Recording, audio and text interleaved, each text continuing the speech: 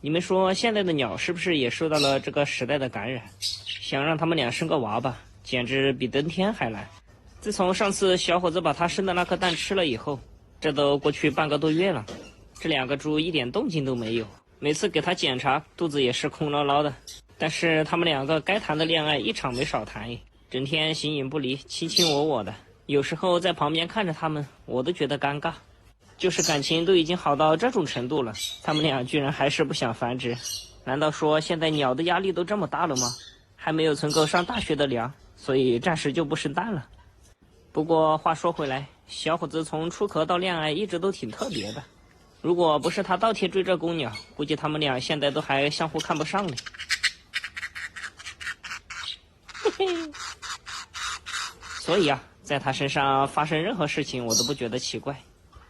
瞧吧，让你倒贴，被抓了人家都不在乎你。再给你们看看我把这公鸟抓了小伙子的反应啊，真的是有天壤之别的。换了个方向，立马就追过来了。我算是看出来了，这小白脸不能离开他的视线。看了他被我抓了，瞧给小伙子紧张的。先前他被抓的时候，这家伙管都没管他，这真的是好卑微啊！上来就开喂。这就是她安慰她男朋友的办法呀。虽然说我救不出来你，但是我会喂给你吃的，让你别那么紧张。这小伙子连口水都一并喂了。这应该是全网唯一一只这么宠老公的母鸟吧。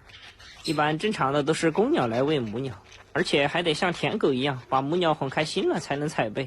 你们再瞧瞧咱这，完全反过来了。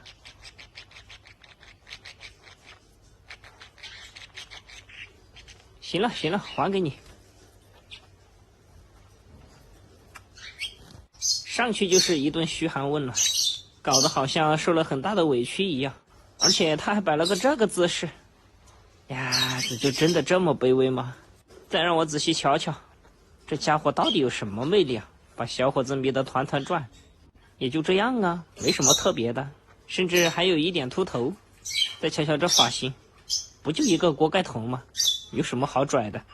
难道小伙子就是喜欢他这样，喜欢他不洗澡，身上有一股子浓浓的虎皮味儿，是吧？说到洗澡，我才想起来这家伙从回家到现在真的一个澡都没洗，今天必须得给他安排一下。我发现虎皮就是这样，都不喜欢洗澡。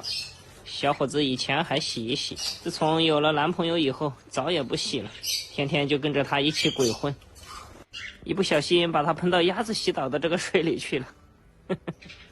这下更臭了。看你回去以后，小伙子还稀罕你不？全身都是鸭味儿。这自己洗的果然比我给他喷的好啊，全身都在滴水。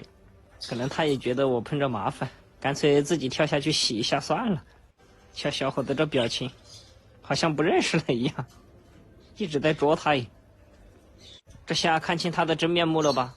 并没有那么帅，是不是？所以以后你要矜持一点，懂了不？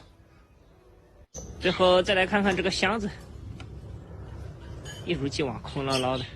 自从上次那颗蛋没了以后，小伙子就再也没有进来过了。这繁殖箱也是挺可怜的，莫名其妙就被抛弃了。